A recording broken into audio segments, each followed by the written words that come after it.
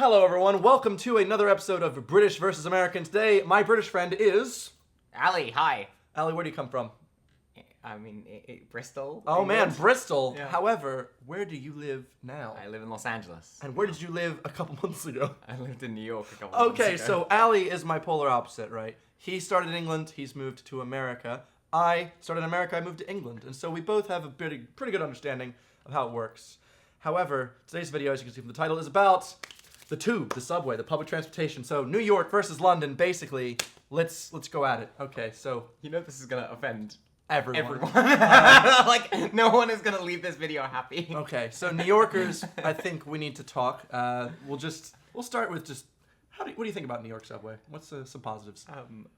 Some positives. Positives. I mean, Air conditioning. it purports to be 24 hours a day, Oh, it is? apparently. Oh, I don't think... I didn't know this. It purports to be 24 hours a day. I think with the reliability that we're skipping ahead to the negative. In terms of, I like the New York subway because it's air conditioned, which is phenomenal. Yep, whereas it is, in the UK, you're so sweaty. Yeah, on yeah, that thing. but the problem is the trains are air conditioned, but the platforms they're like, yeah, you'll be fine, mate. I mean, so like you get on. I mean, the great thing is it's like a relief to get on the train. You're like, thank God I was waiting on the platform for 300 minutes, but finally.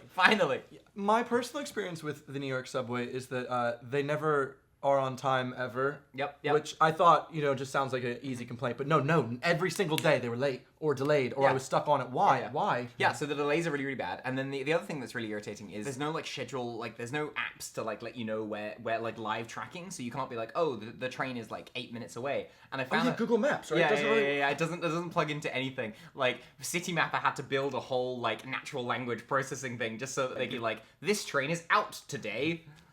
It will Why? never come. I don't understand. New York was like one of the first places to have a good subway. No, they learned from London. So I have a theory about this. I have a theory that New York were like, we've built the perfect city, and it's 1910.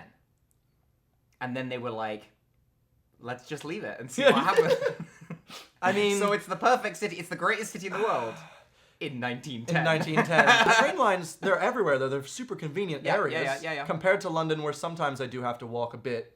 Not really, though. I feel like London's is almost perfect. Yeah, it's pretty good. Also, in terms of tourists, I feel like London's makes so much more sense. You can see where the train's going, what the stops are. In New York, as an American, I was still confused as heck. I lived there 6 months, and I never understood. I never got to the point where I was like, oh, I can like reliably navigate the subway system. Yeah. I never understood like the lines, and especially because you get into the whole like express train versus district local train, and like the only way to tell them a difference is like by like getting onto one, and then they're like, the intercoms never work in New York. The train driver will be saying something to you like, what did he say? It sounds like in Charlie Brown, the parents like, wah, wah, wah, wah, wah. I'm like, was that? Exactly. Oh, this train's actually bound for Brooklyn. Yeah, You're it's like, oh, the train. My favorite is the announcements. Even if you do understand it, because after a while you start getting a sense of like what they probably are saying. It's like an active guesswork thing, and so it's like, oh, this train is now going to run from the A line to the C line between this stop and this stop. And you're like, so unless you happen to have a subway map in your pocket, which by the way they never fucking hand out to anyone ever, you're like, I have no idea where I'm going or like what is happening, and I'm upset and I hate my life. And I'm never going to get to work on time.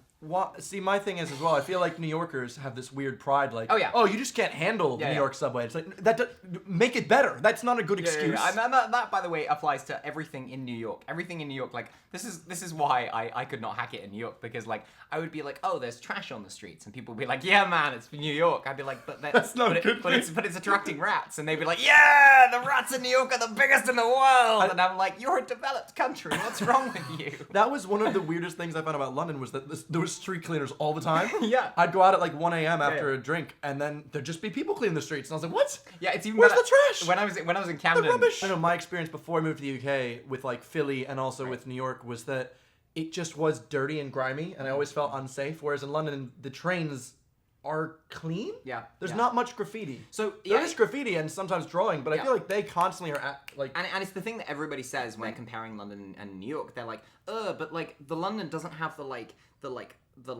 train seats.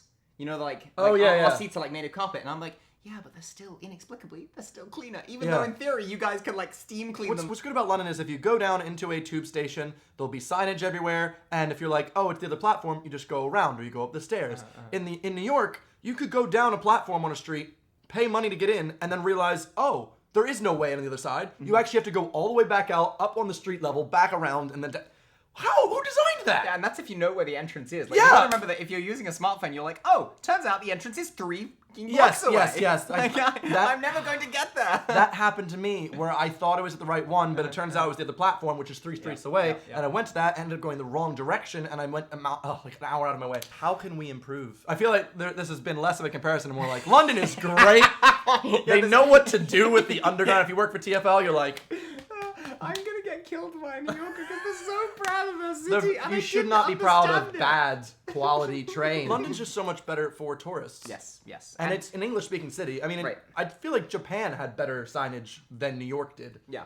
Well, because a lot of it is like color, and a lot of it is like there's a ton of things on there that where you don't have to understand what this is. You just have to be able to be like, oh, that's the station I'm going to, and then follow that and line. follow the line. Yeah. Whereas New York, it's very like. And they have inconsistency in how they name things, so it'll go from like 14th Street and 8th, and you have to know that that's the same as like, I don't know, the Chelsea Market stop or whatever. You know what I mean? Like, I'm trying to think of negatives about the London Underground, and I can come up with a couple. The Northern Line is annoying in that there's 2 of one line. Oh yeah, that's confusing. Yeah, I do get confused every once in a while. I get on the wrong one. Also, the Circle Line. Can we just destroy it? I hate it. I've never had a good time on the Circle Line. I used to take the Circle Line to work, and I loved it. I get on. And then it's like the wrong one. I never want it to be Circle. I'm hoping for Hammersmith and City. It's a district line now. Okay, but you just have to look at the front. I feel like I've now gone the other way because you just have to look at the front of the train, and it's like, oh. Yeah, but I don't know that. It's just why are all 3 lines at one platform? It's stupid. And so I wait, or let's just say this happens all the time. You're running, you're really late. You see the train doors open. You're like, oh, you jump on. Then it's like this was a district line. You're like, no, and then it leaves, and you're like, no, and you have to like go all the way back and then come back. You know the thing that's even better than that though is when you like run in. Like you just make it, and then the doors don't close, and you're there being like, everyone's looking at you. Yeah, and you just feel like it's like, and then you hear the announcement like this train will be held here for another 10 minutes, and you're like, oh! Or you hear the announcement like the first train leaving will be across the other platform. You're like, yeah, I'll just run across again. Like, there's no shame in that. Absolutely not. I mean, if we are going to try and compare subway systems, how's LA's? I mean, it's clean. It exists. It's clean. It's nice. Is it? It's empty all the time. I've used it once. Yeah, there was no one on it. It just doesn't go anywhere.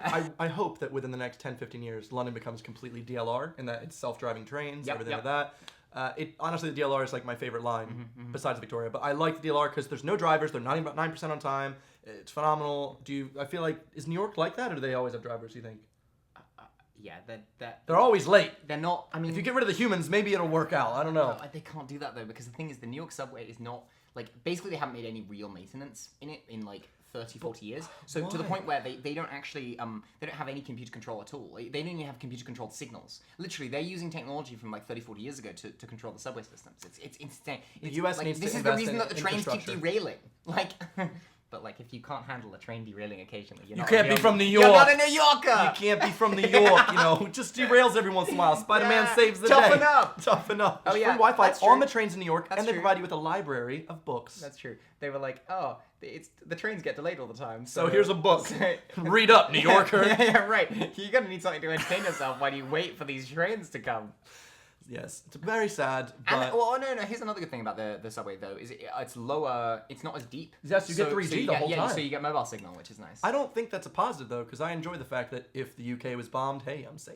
Well, it's bombed, and also I as like someone who used to work for a living in London, as someone who like worked. I was like, I work for a living, right? But you know what I mean, like. It was nice to have that moment of like peace and quiet. It's like no one can contact me. I'm underground. Oh, that peace and quiet, because I like to hear the screams of the train. I couldn't. That was actually the worst thing. Like the bank station one, where that like. Yeah, bends. I mean the central line. The central line is the worst, but like in my opinion, the New York subway is worse for that. It's like, louder. It's so much louder. I was like, it even goes through the headphones. Yeah. I was like, I was wearing like the fancy Bose noise canceling headphones, not Spawn, and not Spawn. Not yet. If you were watching this and you lived in New York, how could you fix the situation? I mean, this was the reason I had to move out, because I was like, you left because it was so bad. Yeah, kind of. You've lost a good guy. Well, I was like, I can't handle being in a city that I just want to like complain and change your infrastructure. Like, I think London's ruined me for almost every city I go to because I'm like, oh, this isn't as good as the London Underground. The London Underground is just such a perfect system. yes. I would not change I mean, I've said some gripes, but it's so perfect for getting around. Like, you don't need an Uber. You do not need a car.